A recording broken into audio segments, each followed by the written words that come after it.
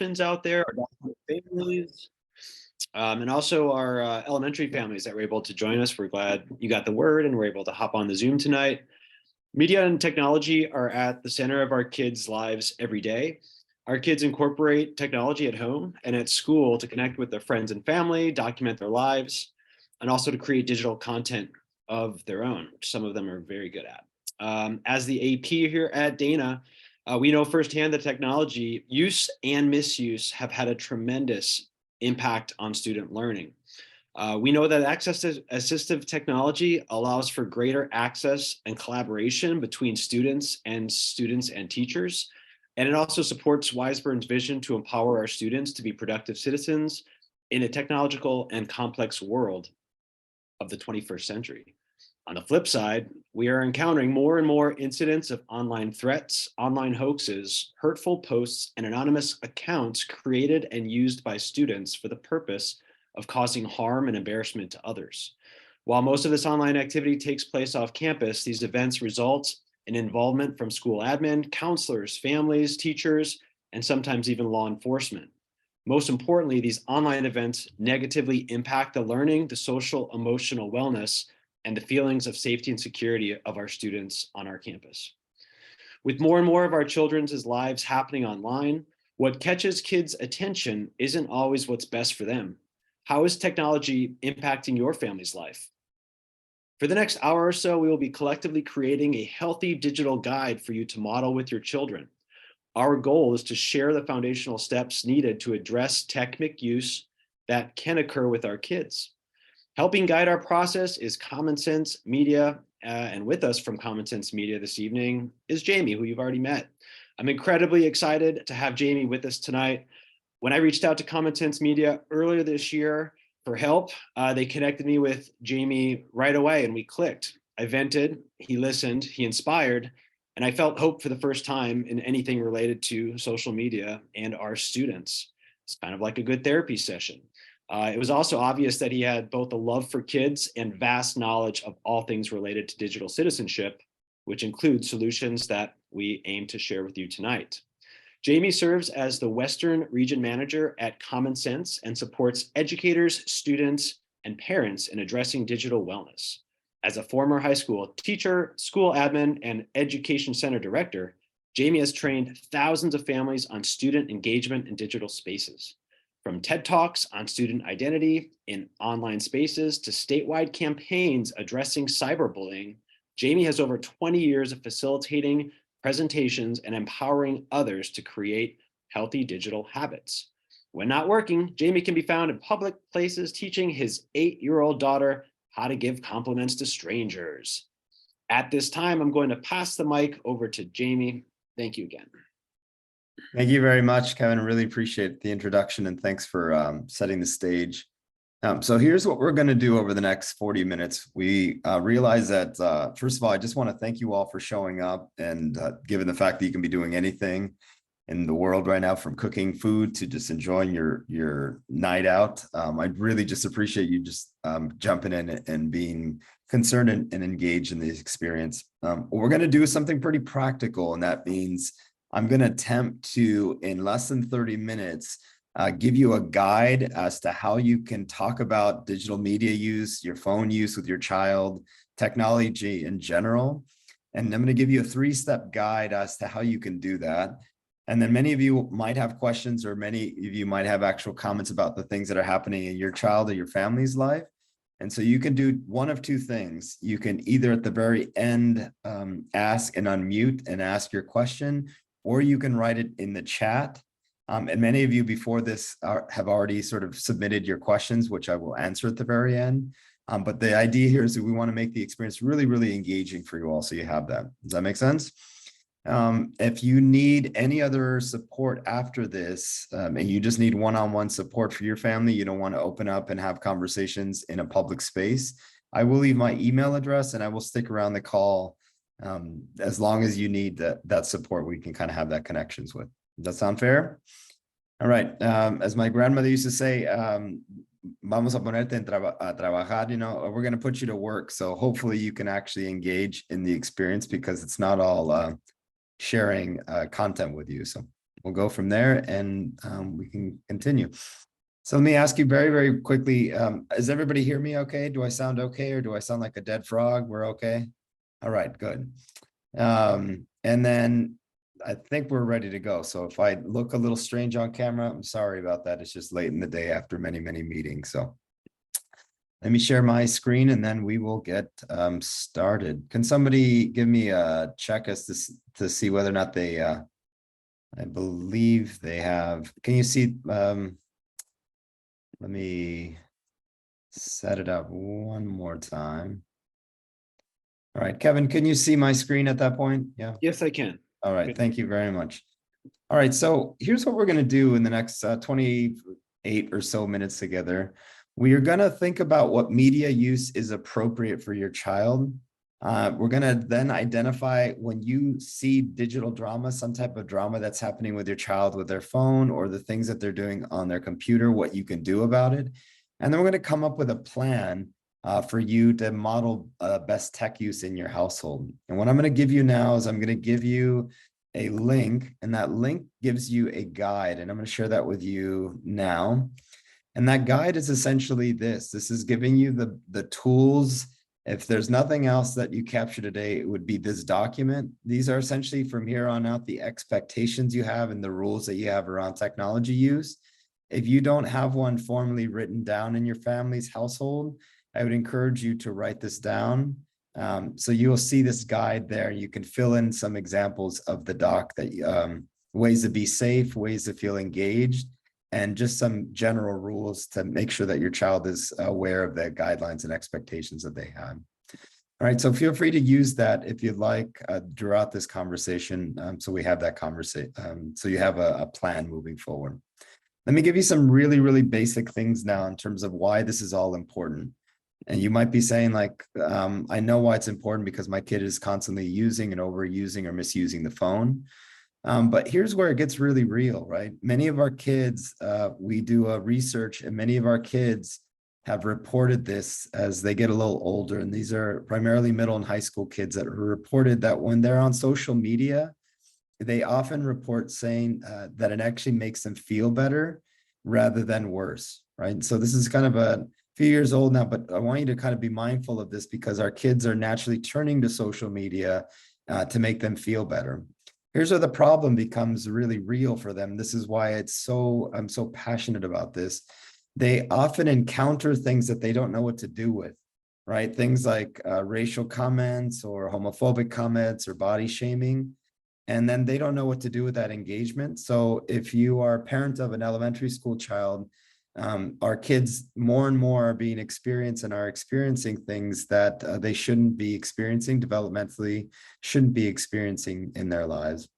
The other thing is we just came out with a study. If you are a parent of a middle school or even a high school girl, what we're seeing is that social media has a really big impact on their lives.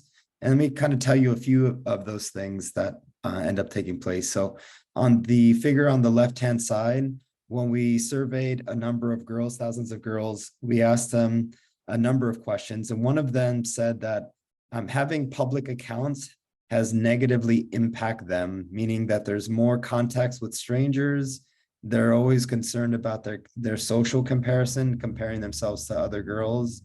They're also really concerned about sharing their location. So many of girls that have TikTok, or not TikTok, but many of the girls that have Snapchat or some other locations on their apps feel like that sharing their locations that they're concerned about their safety, as well as their fear of missing out, right? When they see their friends online, they have a comparison to wanting to be connected with others. And so, you know, as a parent of an 8-year-old, I'm really concerned for my daughter, but more importantly for our kids, as if they experience these spaces, what to actually do about it, right? So I don't want to make things negative, but I do want to make sure that you are aware of what's happening. The last thing I want to point your attention to is our kids, as I pointed out, are exposed to content that is developmentally inappropriate for them at this stage. And the last study we did last year, what we found is that teens, tweens that are exposed on average about a little under 75%, or nearly 3 in 4 teens are actually been exposed to some type of pornography use, either accidentally or on purpose. So you can kind of start to tell it's very real, as Mr. Cornett pointed out, it's very real that our kids are exposed to these experiences, right? So enough of that negativity. That's like the end negativity. Those last slides always get me antsy, but I think it's really, really important in your case. What's actually working? What are some of the trends that you're seeing right now in your child's media use, whether their phone use or what they're doing online, that is actually working? So here's a question to ask yourself. Now we're going to go through what that process looks like.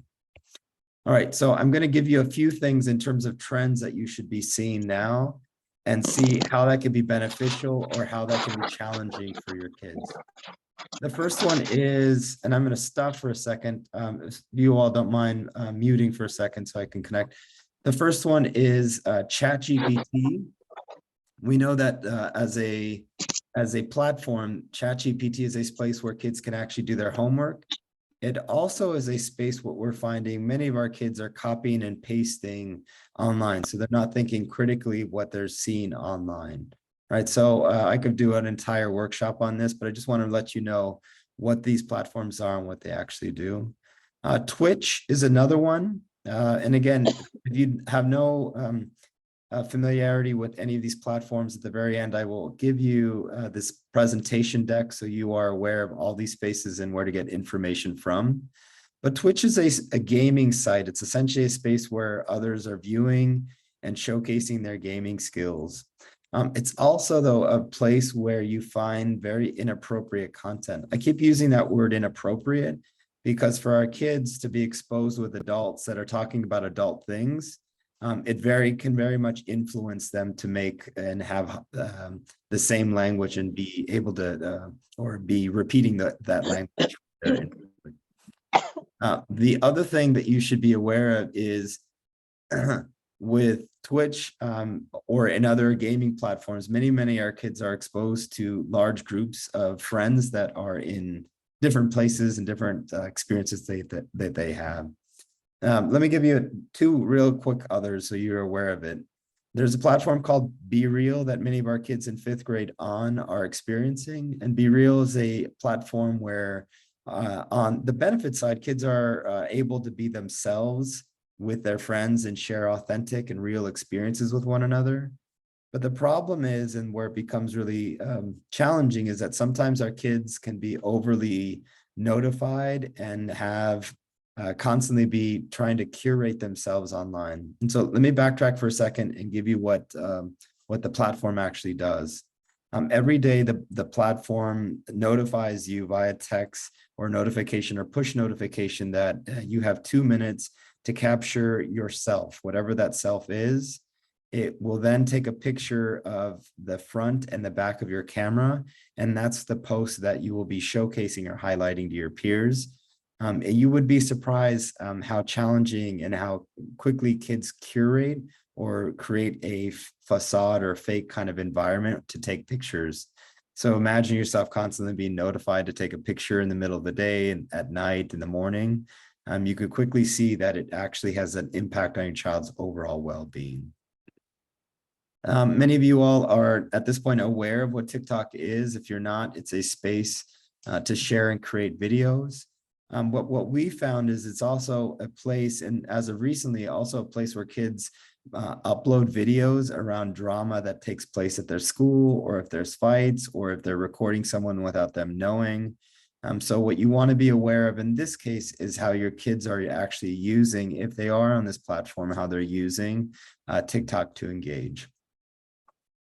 All right, let me give you one more. I think that's the other one. So I'm going to pause now for a second, just because we want to get this guide and start and process started. Right. So if you're feeling overwhelmed, no need to do that. The point here is for you to check and ask yourselves, are the platforms that your child on reinforcing the types of skills and values you want of them? Meaning, is what they are on, is that what you want them to be on? And if so, how are you ensuring that that's what they're doing when they're online? So let's stop for a second and take a moment to just answer that question on yourself or talk about it with your partner or yourself.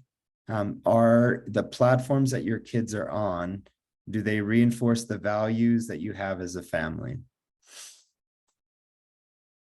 And why don't we start with Joy Fritz, if you don't mind unmuting and saying absolutely, or you can also say pass, or you can say, I haven't been listening to you the last like 7 minutes. Can you repeat that? I think I've kind of gone back and forth on social media. I definitely see benefits with some of it, and some of it I definitely see negative, but it is really hard to stay on top of what they're doing and trying to, you know, yeah, have discussions with them and make sure that they're not doing things that are inappropriate or seeing things. And like you pointed out, so much of it is inadvertent, and I don't think that they really even know how to get away from some of it. So Absolutely. And Joy, thank you so much for being called on.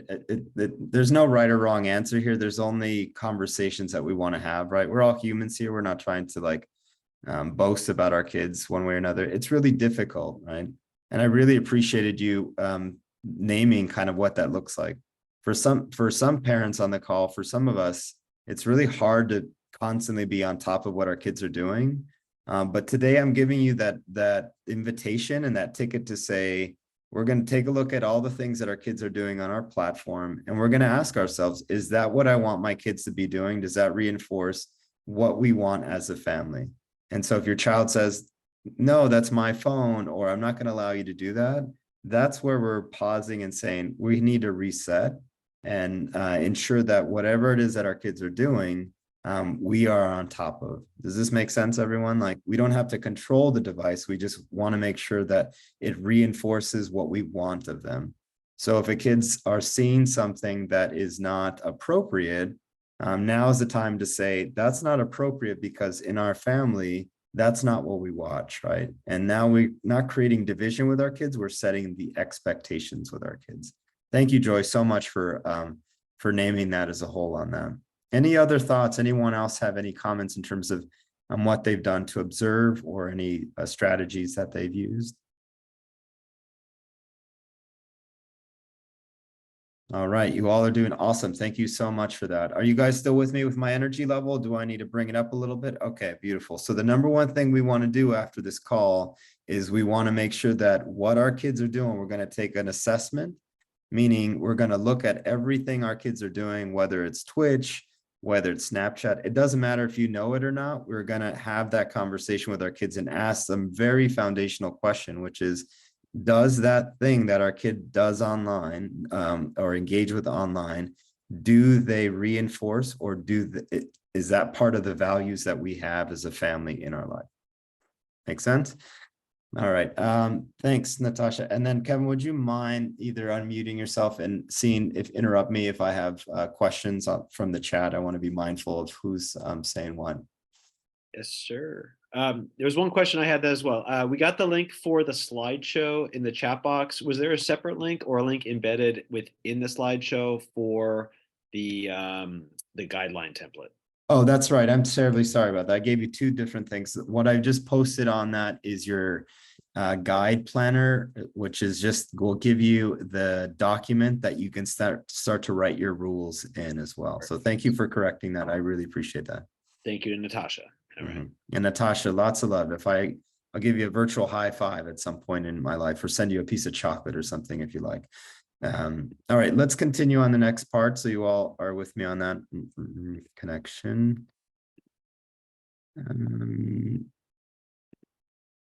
All right, so once we understand kind of what's working for us and how it's working, the next thing we want to do is then start to ask ourselves these questions, right? So I asked you kind of about values first.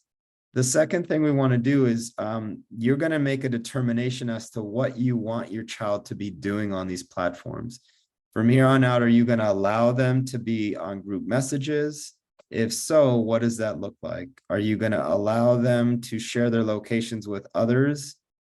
If so, what does that look like? And if you're like, I don't even know what you're talking about, then I can help you with the technical side, but we want to have some foundational baselines or expectations of what we want our kids to be doing. The third one is really big, and I see this a lot in schools. And as parents, My invitation to you is to challenge that, which is, are you allowing your child, if they have a device, to record their peers? If you're a parent of a younger child, are you allowing your child to be watching videos, perhaps of peers making videos would be another one. But we want to ask ourselves these questions. It's very, very crucial that you kind of ask these questions and decide as a family tonight or at some point whether or not that's acceptable. And if it is, what are the ways in which you want that to happen? The last two have to deal with drama. If there's ever an issue, are you okay with allowing your child to resolve that drama, some type of tension via text or in person, right? We want to make sure that we're answering these questions and communicating that to our kids. And then the final piece is, are you even allowing them to respond to anything when they're upset or angry or frustrated by something? These foundational and very basic questions, I will tell you, pay huge dividends, meaning if you're able to reset with your child now, this will help them down the road, I guarantee you. And working with thousands of families, these are some foundational questions you want to ask your kids. Is there any questions to that? I know I'm going relatively quick, but I want to make sure that we have time for questions and engagements. Either feel free to unmute or share in the chat if you like.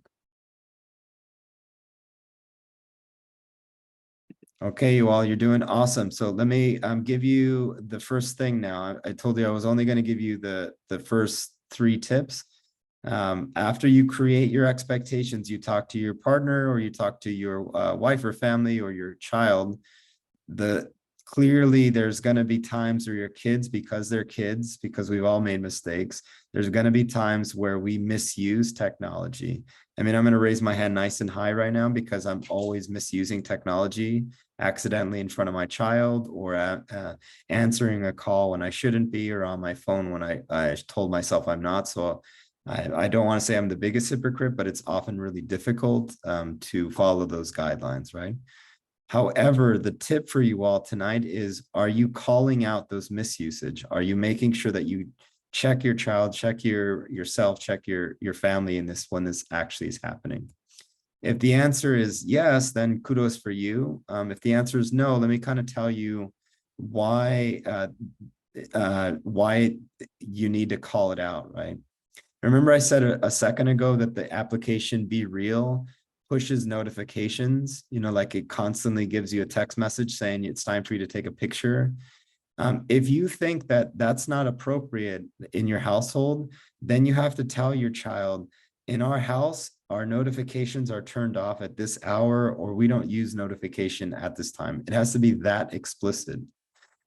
If your child is exposed to like gaming sites, or they're on Roblox or Discord or Twitch, some of these platforms that we talked about, you have to tell them what to do when they're exposed to things that make them uncomfortable.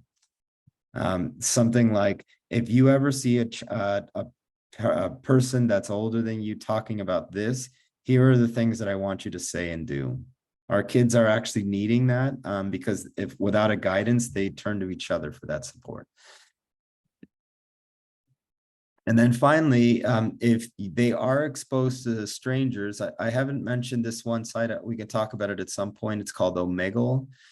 These are where kids are asking questions to random people online, and they are talking to strangers, essentially, like kids talking to kids, adults talking to kids. It's a really popular form in 5th grade on. But if they are engaging with strangers, you're going to decide whether that's appropriate or not. And if it is appropriate, what should be the guidelines for them talking? Again, I'm just giving you the high level right now. We'll talk about the details at the very end so I don't overwhelm you all, okay? All right, so once you tell them what the misusage, then we'll have that. Let me, did somebody have a question or somebody share anything? Nothing in the chat box. All right. Okay, I'm smiling at you all, everyone. This is where it's getting exciting. Yeah, I don't want to talk to you as strange, like parent over parent, but I would just want to be real and be authentic with you all around these experiences, all right? All right, let's connect with the next piece. And the next piece is, Kevin, do you see my screen or do folks see my screen? It's loading. Let me do it one more time. Sorry about that. For some reason I'm having All right. There we go. All right, thank you. The next tip is that once you tell them how to use and misuse and what misuse looks like, then you're going to tell them, the second tip is you're going to then tell them how you want them to communicate online. Now, this might sound so strange to some of us, but I just want to let you know, this is probably one of the biggest tensions that I see with kids. That something happens and they don't know how to communicate what to do at that point. So I'm going to share with you now what this then looks like for them, so you know how to ask these questions for them. So let me ask you this. If your child uses tech to connect over text message, is it okay for them to make subtle, like small remarks about someone's appearance on text? Because our kids are doing a lot of this in group text, right? And if it's not okay, then you say, we never talk about people when you're on text. You never talk about someone's appearance, because that can come back to bite you, and that's not respectful, or that's not what we want. Are you guys kind of flowing with where I'm going at here? The second is it okay for them to ignore a message when they don't want to speak to someone? Now, you might say in your family, absolutely. But the key here is we want to make that explicit, right? This is a communication skill. I say this all the time. I have a sister that constantly messages me. And sometimes I say, I can't speak right now. I will chat with you in 2 days. And she gets livid, right? She wants to ask me a question. But the key here is that's how intentional I am about ignoring someone when I don't want to answer someone's text message. And then the third one is if they're confused. A lot of our kids are confused by a message, something that their friends have said on social media. How do they seek clarifications? Meaning, what do they say instead of huh? Or question mark, right? Because that's not a way to communicate effectively if someone's confused. But you might say, can you repeat that? I didn't quite understand it. So these are kind of just small examples using text that would be appropriate for your child on that. There's many, many more, but I want to make sure that you know kind of the difference in some of these spaces. I'm going to give you a chance now to write some of these messages, what an answer to a message might look like, right? So what would your child need to do if they respond? Should they or should they not respond when they're triggered, when someone upsets them, basically? What does an online compliment look like, right? I might say, Mr. Kevin, I really liked your tie today. It matches the wall in your school or whatnot. You know, it might not be authentic or might be authentic, but you want to make sure we teach our kids how to actually be nice by complimenting, right? When they're confused by something, what do they say? I think we just mentioned this. What do they do when they see something wrong? I hear a lot of this, tell an adult or share something, but what exactly are they doing when they do that? These are the things that we want to be explicit about. First, find this person and then use the phone to call me. And then this is what I want you to do. Ignore this message. Like, we want our kids to be practicing these things when there's misuse. All right, so take a moment now, either if you're with the person next to you or you're or alone, write some of these things down for yourself. What does that look like for you in your household, in your family?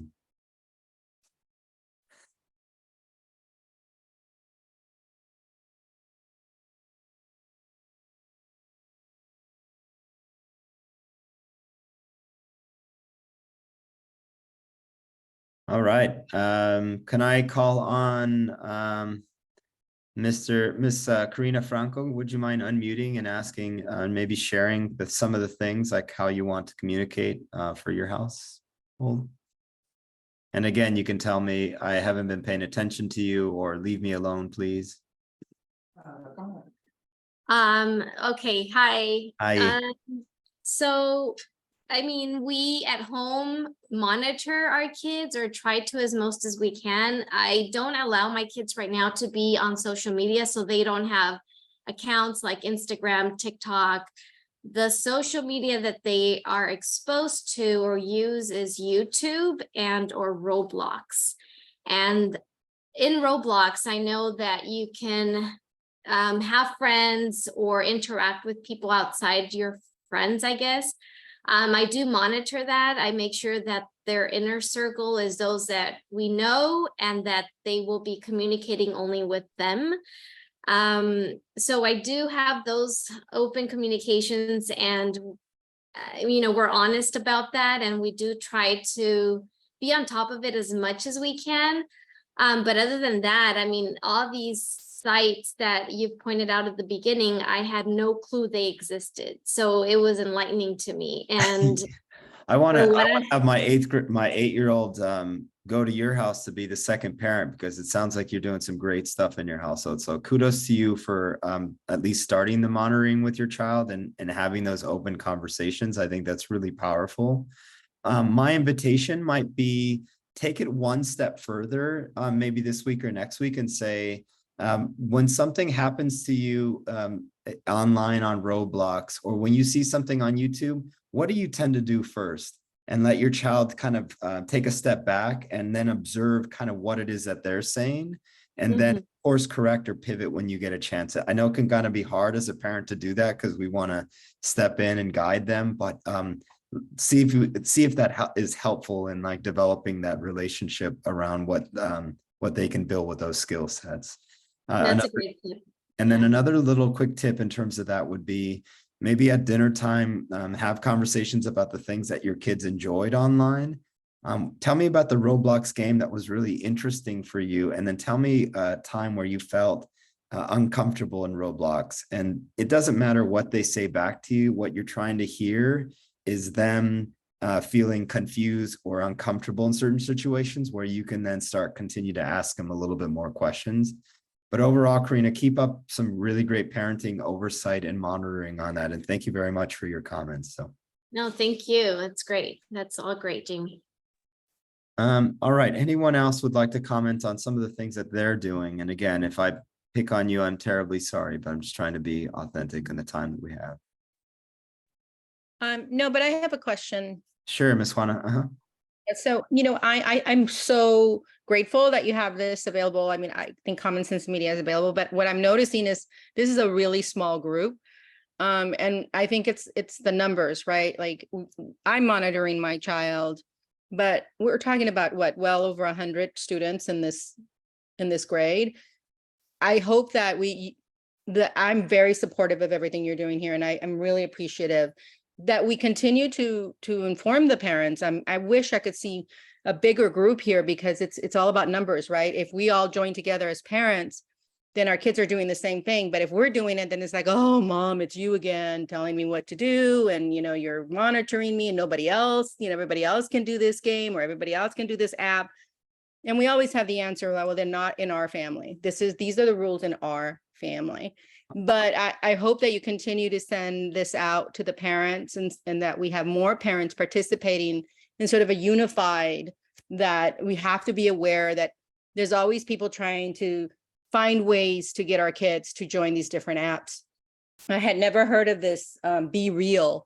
That is really disturbing to me to hear that, somebody can be constantly, telling your kid to take pictures. I'm glad that you made us aware of that.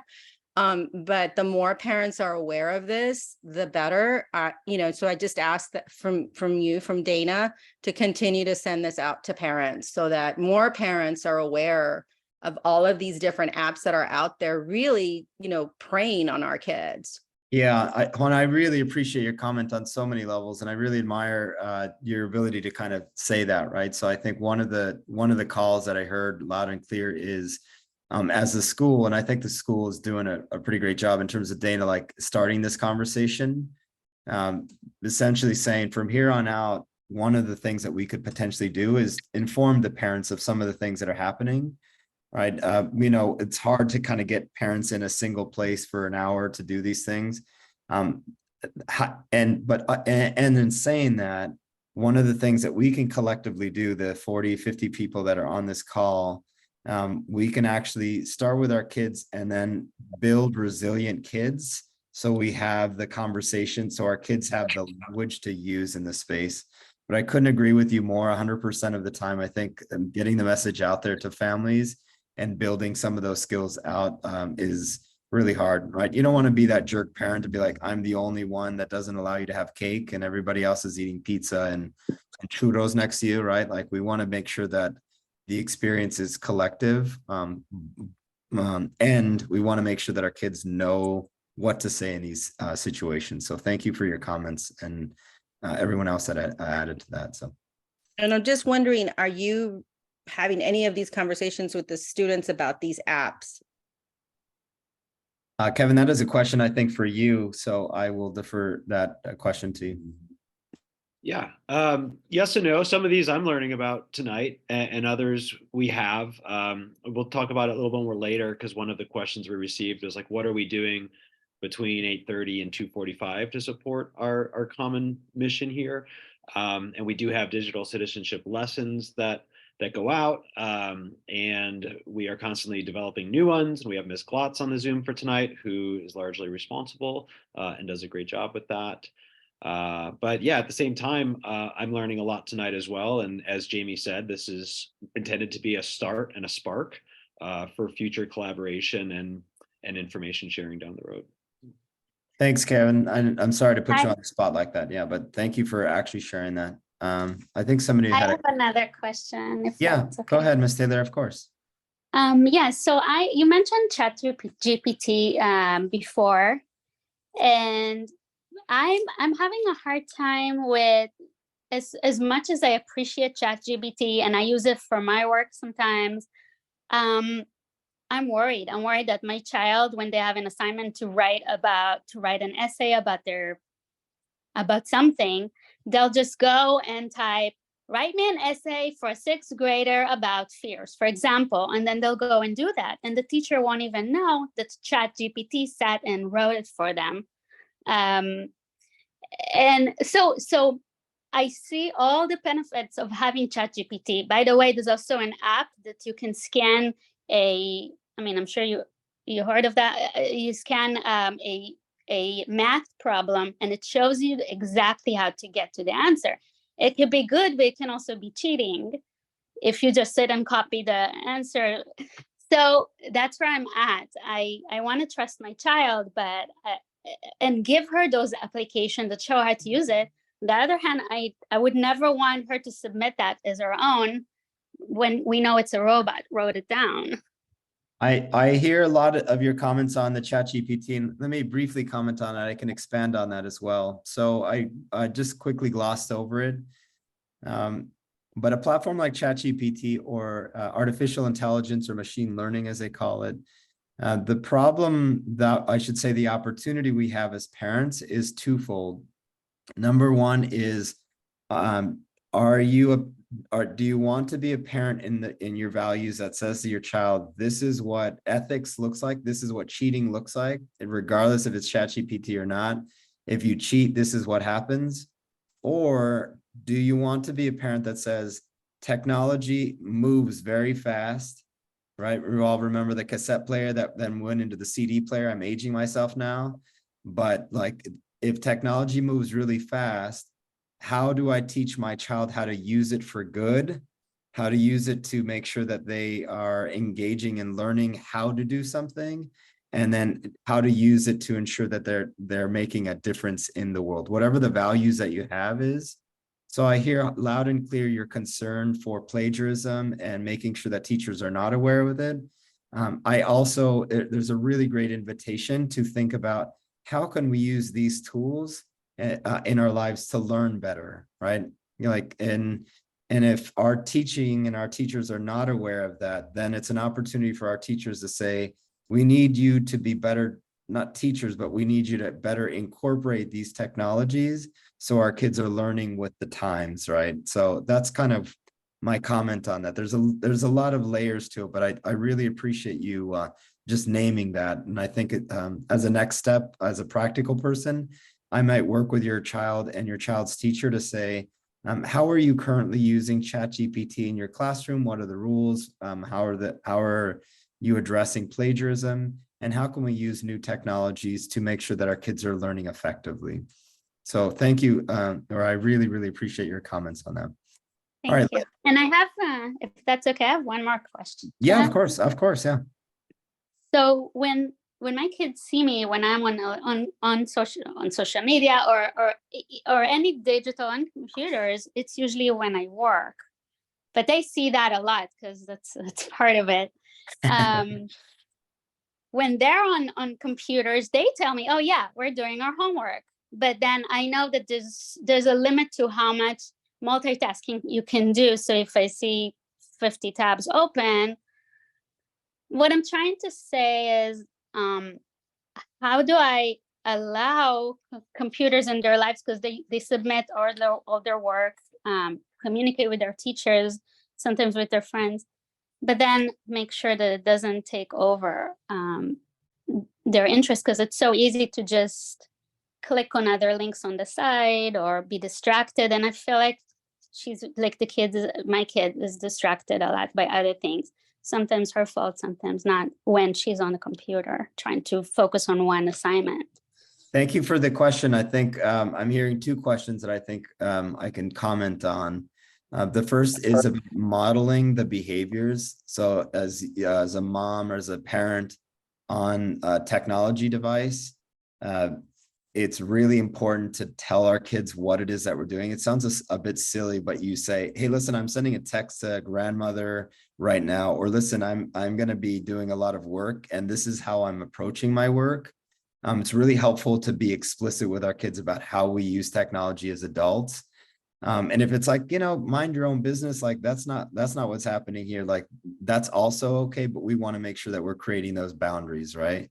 The other question that I see is, how do we ensure that our kids are not multitasking or not using technology to fill them up without feeling distracted or feeling like disconnected from what they need to be doing?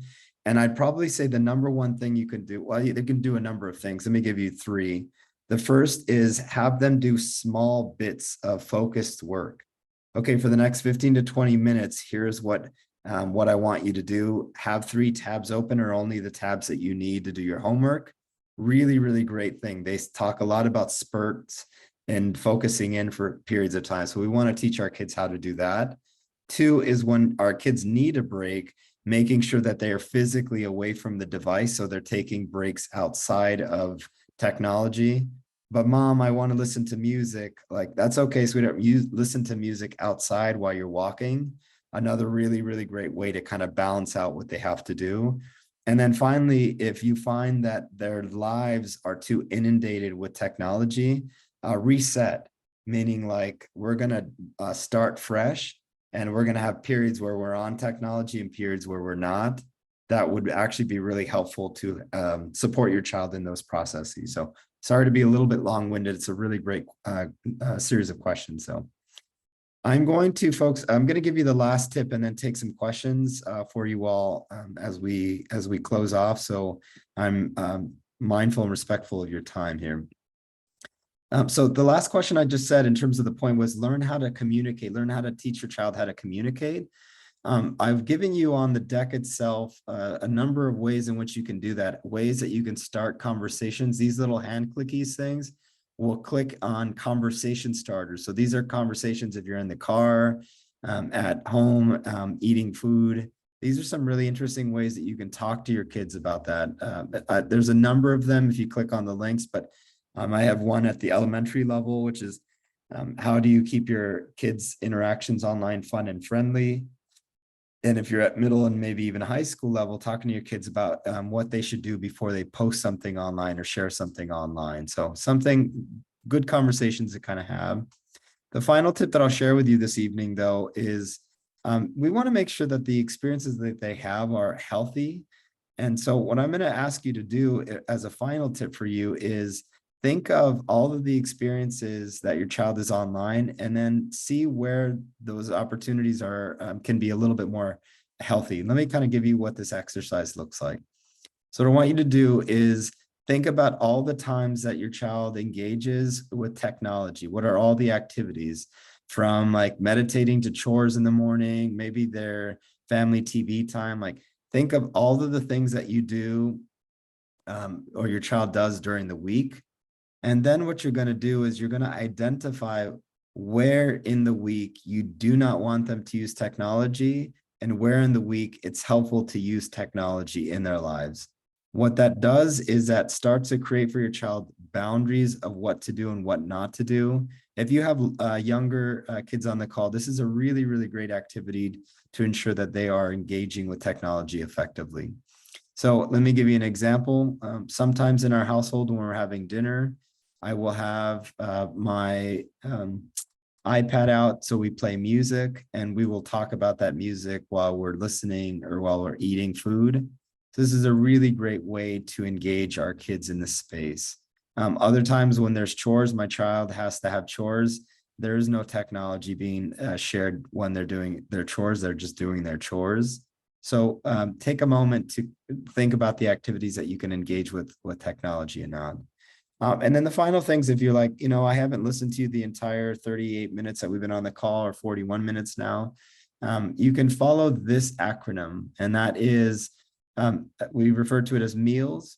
We want to model, you want to set the example, so we want to model that. We want to have healthy conversations, so you want to engage your child. If you feel like your kids are doing too much online, adjust the time and adjust their interests so they're able to connect. Set limits if you have not done so, especially at night. This is one of the big key things here that I often forget. 90 minutes or more before bed, they should not be on a device. It actually helps them to not have as deep of a sleep as they could. That goes for adults as well. And then the final thing is, when they're struggling with a dilemma, be open to having those conversations to support them in this case. All right, I've talked your ear off. I will give you a little last one, which is like, close off with celebrating all the good things that your kids do online, because there's so many and we don't tell them enough. That's a really, really great way that to start the conversation as well. So I'll leave with that. But before I do, in the chat, if you can, type in or share, what are the ways that you celebrate your child? See if you can be specific and type it in the chat so we all are aware of how amazing parents we are. So what are the ways in which you celebrate your child's positive online contributions or online ways, or just in general, how do you celebrate your kids? And let me see how the chat is blowing up. Nice, Richard Taylor, positive reinforcement. That's beautiful. Oh, Sandra, that's cool. You listen to music of different genres together. That's really beautiful. Are the rest of you just like, I don't do any of that stuff with my kids? Oh, that's great. Hello. Ms. Klotz, that's great. I love those complimentary notes. Open-ended questions. That's powerful. Thank you. Yeah, Juana, that's great. You tell your child how much you love them. That's you guys. Yeah, you watch them play sports, right? And affirm their presence. So I will just close with that, which is, if there are things that you can do to celebrate each other as a way to talk about technology in this space, it's really, really helpful to do that. All right, let me close. Oh, there it is. I'm just going to close with this, which is like, at some point you want to model these behaviors. I keep talking about what I do, but as parents, if I could just leave you with one last comment or one last point, that is, see if you can be the best model for your kids. If you find yourself overusing technology, or your spouse does, or your partner does, how do you use that in your life? Be able to be mindful of those spaces. All right, you all, thank you very much as a whole. If you need to go, by all means, feel free to leave. I just want to make sure that I address the questions before I let you all go. So if there's any questions you have, either type them in the chat or unmute. I'll call you in a second, Alice. I'm just gonna go through the questions that were raised last week. So the first questions were really about too much time playing. I don't like the idea. How do I explain to my child that YouTube is bad for them? What's the best way to child-proof the computer but still give them some freedom? And what I would probably say to you is, you want to set boundaries pretty straight. You want to be really explicit about what it is that you want from them or not. With the third question about how to child-proof, this isn't about monitoring our kids. This is about setting the right expectations for your kids so they know what to do when no one's watching. And there's a subtle difference to that. If you think YouTube is bad for your child, then simply say that. I don't think YouTube is actually good for us. And if you watch it, here are the things that we're allowed to do in our house. But for the most part, I don't want you watching YouTube. It sounds very crazy to think about, but that's the language that we want to share with our kids, that explicit. The next series of questions are about some good apps to keep an eye on your child. If you find that you're really struggling and you just need to monitor your child's use at a younger age, in middle school, before you do that, have the conversation and let your child know that that's what you're going to do, and tell them why you're doing it. Be really, really clear to them. We're monitoring your phone use if you use it at school without us calling it an emergency, and we will check on it every week. So we're going to have conversations about it. Be very, very clear with that. If you need to know what it is, I've given you on this deck an entire guide for what monitors or what parent controls work best for your child. So feel free to take a look at this. There's so many parent control apps out there now. Yard Barker, I think, is one that that I've seen many, many parents use in this case. But I encourage you to take a look at that link if you want to know the exact apps, if indeed that's what you want to do. There's conversations around how do video games affect those with ADHD or ADHD. There hasn't been a lot of correlation between that, but what we do know is that there is when a child experiences ADHD or has symptoms or is been diagnosed, I should say, with it, oftentimes gaming kind of can exacerbate that, and that means a child might be more inclined to wanting to play more and more. But in terms of whether gaming has that or not, the Child Mind Institute has a really, really great article that you can read that explains that the benefits and also challenges with gaming for ADHD or students that have been diagnosed with ADHD. All right, adults misusing. How can I speak to my child about minors and misusing social media to get to minors? Let me just be clear with you all. There's an uptick, and there's certainly more adults reaching out to kids. It pains me to kind of say it, but many adult-kid conversations happen on social media. It's also, again, as I pointed at the beginning, that many times our kids are in these spaces like roadblocks or like social media, like Instagram.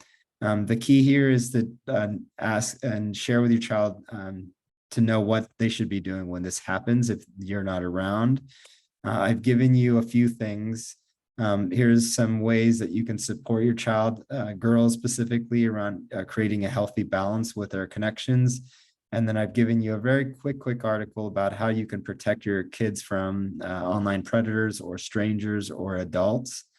It's really, really difficult to do that, but these two articles point a really, really specific ways in which you can actually share that. So. And then what steps or checklists are set up in school to guard against misinformation and media misuse? I'll let Kevin speak on that question in terms of next steps as we close off this evening. So this is a question for you, Kevin, in the school, around how you address that. Yeah, there's two components there. The one is the teaching them to address misinformation. That comes through our digital citizenship classes or lessons that our pod teachers push out, which are differentiated by grade level. And then as far as misuse and identifying any hazards, as a school, many of our families are familiar with Go Guardian. So during school hours, we are monitoring Google accounts, that any triggers that arise from a software that we use called Go Guardian. Essentially, if there's an explicit search or a search for self-harm or a search for threat to others, the algorithms within Go Guardian send us the screenshots, the student's name, the time, all that information so we can address it immediately. And then while we do not monitor Go Guardian outside of school hours for a couple of reasons. We still get those alerts, and then we check first thing in the morning to see what those alerts are so that we can follow up with students as needed. These have come in handy most specifically for self-harm, where students are typing in maybe they have suicidal ideation or they're curious, and it allows us to have that conversation with students and families, and for our counselors to at times conduct a threat to self or a threat to others assessment, which we have a very rigid protocol for at all of our school sites. Thank you, Kevin, for summarizing that. I really appreciate that connection.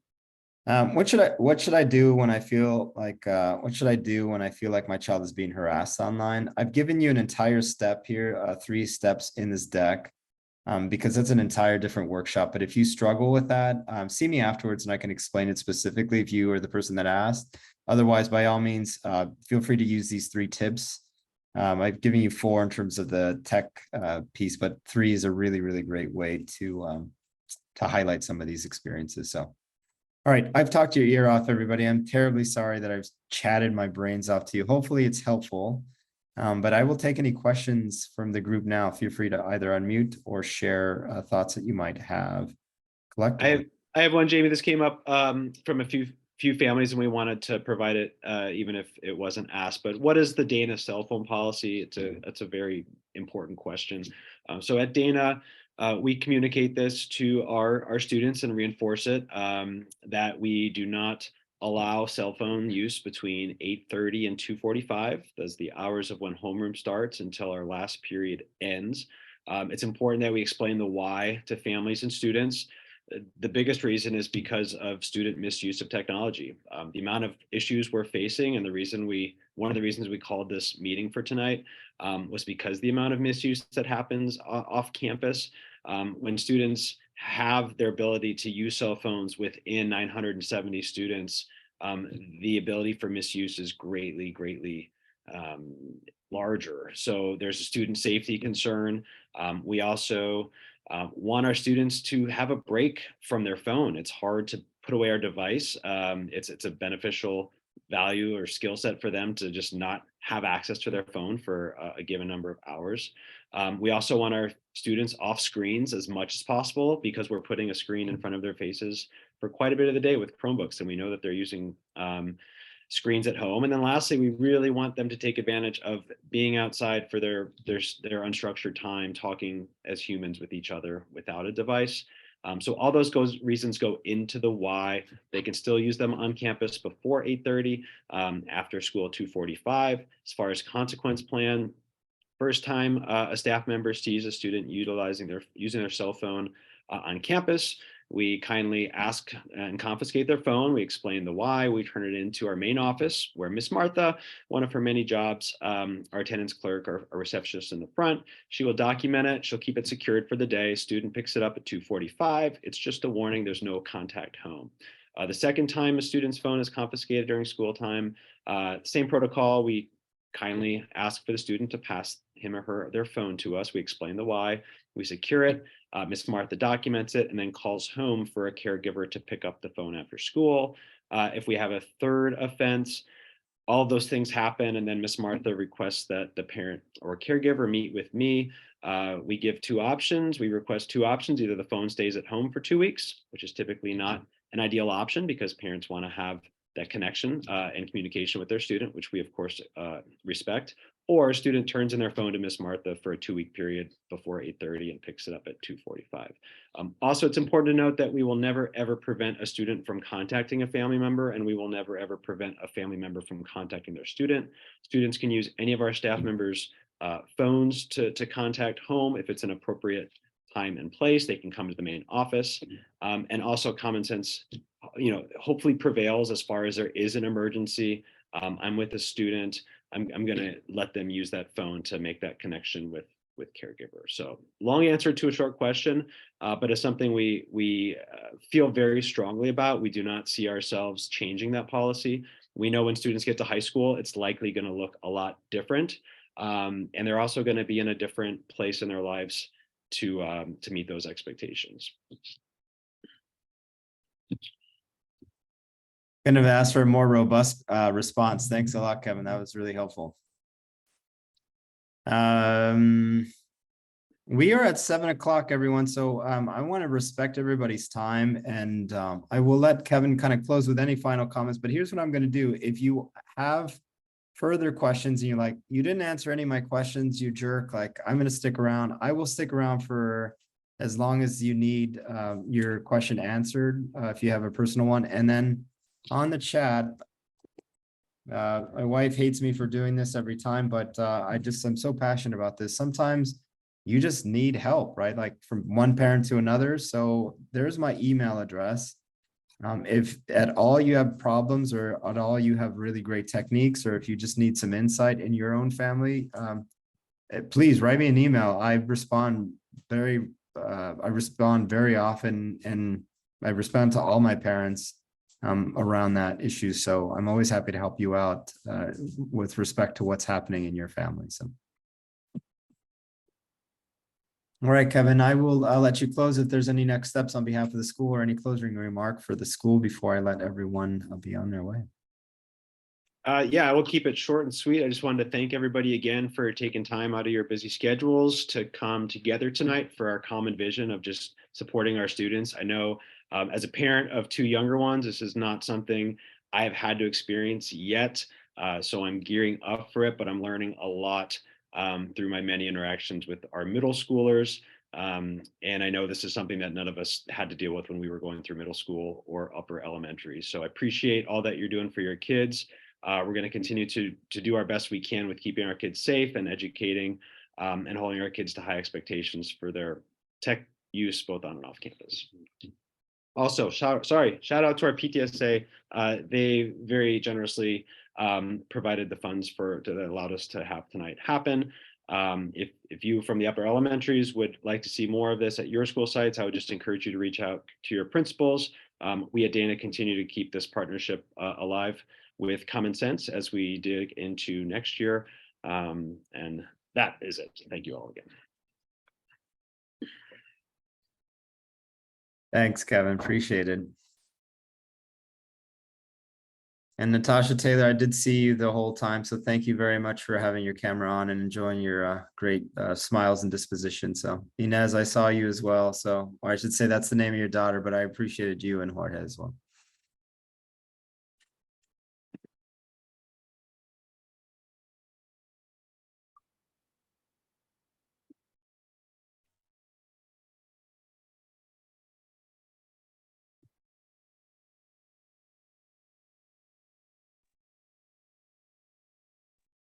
Hi, Jamie.